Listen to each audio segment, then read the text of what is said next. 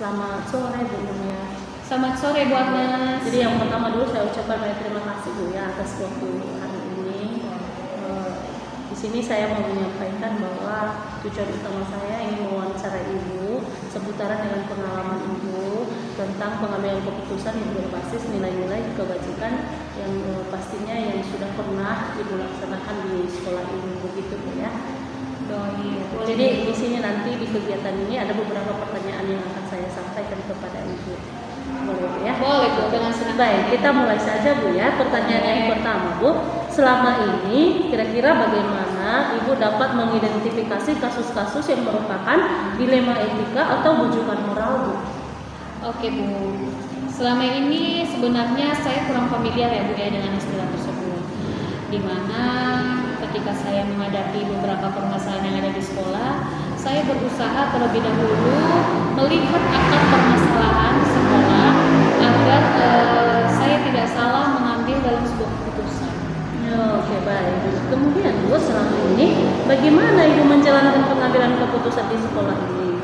Misalnya terutama untuk kasus-kasus di mana ada dua kepentingan yang sama-sama benar atau sama-sama mengandung nilai-nilai kebajikan. Selama ini kita tahu ya Bu ya bahwa salah satu nilai kebajikan itu adalah kejujuran dan tanggung jawab. Maka saya akan melihat terlebih dahulu apakah nilai kebenaran itu untuk kepentingan diri sendiri atau untuk kepentingan kebanyakan orang. Kemudian saya akan melihat bagaimana apakah dampak tersebut bisa dampak jangka panjang maupun jangka pendek begitu. Jadi intinya di sini adalah melihat latar belakang itu dulu ya. Iya. Oke. Kemudian langkah-langkah atau prosedur seperti apa yang bisa Ibu lakukan selama ini?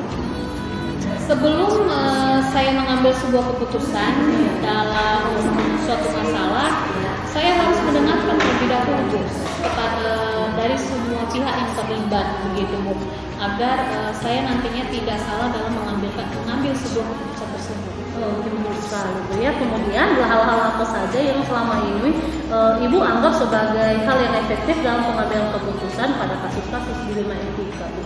Sebelum saya mengambil sebuah keputusan, itu biasanya saya terlebih dahulu memperhatikan akar permasalahannya. Kemudian saya akan bertanya kepada pihak-pihak yang terkait dalam kasus tersebut. Bila perlu, saya akan berkonsultasi dengan orang yang lebih berkompeten dan selalu berpikir objektif.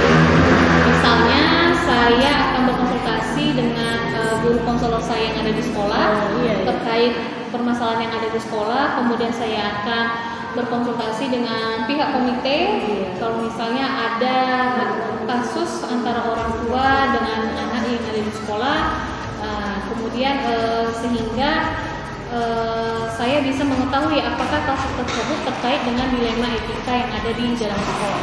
Oke, jadi di sini fokusnya adalah melibatkan beberapa orang Bu ya, begitu ya. Iya. Nah, kira-kira hal-hal apa saja yang selama ini yang merupakan tantangan dalam pengambilan keputusan pada kasus-kasus dilema etika ini?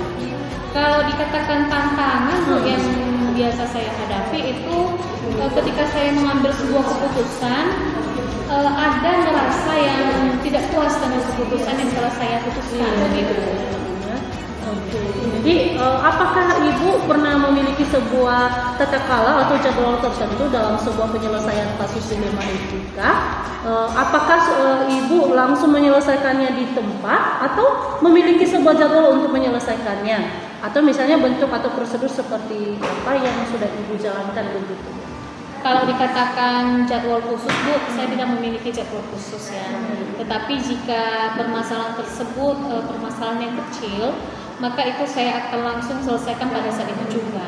Tetapi jika permasalahan tersebut itu besar begitu Bu, maka saya akan memanggil beberapa kepentingan, pemangku kepentingan yang ada di sekolah gitu untuk menyelesaikan permasalahan tersebut secepat mungkin. Oh ya, bagus sekali Bu ya. Kemudian adakah seseorang atau faktor-faktor apa yang selama ini mempermudah atau membantu Ibu dalam pengambilan keputusan dalam kasus-kasus dilema etika ini Bu? Biasanya saya berdiskusi dengan pengawas sekolah terkait kedinasan ya, kalau misalnya ada permasalahan gitu. Terus kemudian saya juga berkonsultasi dengan guru konselor saya yang ada di sekolah terkait permasalahan anak khususnya ya Bu ya, karena saya tingkat pendidikan anak usia dini. Terus kemudian saya juga berkonsultasi dan membicarakan hal ini terkait permasalahan dengan rekan sejawat saya, kemudian rekan kepala sekolah dan rekan guru-guru untuk saling berbagi praktik cerita baik ya terkait pengambilan keputusan yang ada. Oke, baik. Nah, ini yang terakhir nih Bu ya, dari semua hal yang sudah kita sampaikan ini, kira-kira pembelajaran apa yang sudah Ibu petik dari pengalaman Ibu yang sekian banyak kasus yang sudah dihadapi dalam pengambilan keputusan dilema etika ini? Pembelajaran yang dapat saya petik Bu dalam mengambil sebuah keputusan tentang dilema etika ini itu yang pertama, bahwa kita tidak perlu terburu-buru ya dalam mengambil sebuah keputusan. Kemudian ketika kita mengambil sebuah keputusan, kita juga harus hati-hati dalam memutuskannya. Jangan sampai keputusan yang kita ambil itu bisa berakibat fatal dari berbagai pihak. Kemudian yang terakhir, kita jangan malu untuk menanyakan pendapat orang yang lebih berkompeten begitu. Oke, baik. Tadi sudah sampaikan, ini yang terakhir Bu ya pertanyaannya. Terima kasih sekali loh Bu. Dari Ibu sudah sampaikan beberapa pengalaman ini menjadi pengalaman saya juga sebagai istilahnya pemula begitu Bu ya. Dan saya sangat mengucapkan banyak terima kasih sekali lagi Bu ya atas waktunya, dan semoga kedepannya Ibu lebih semangat lagi, lebih bahagia lagi menghadapi masalah-masalah. Dan istilahnya lebih bijaksana lagi. Terima kasih. Terima kasih Bu ya. Oke Bu. Saya pamit dulu Bu ya. Oke Bu, terima kasih. Bye bye. Bye.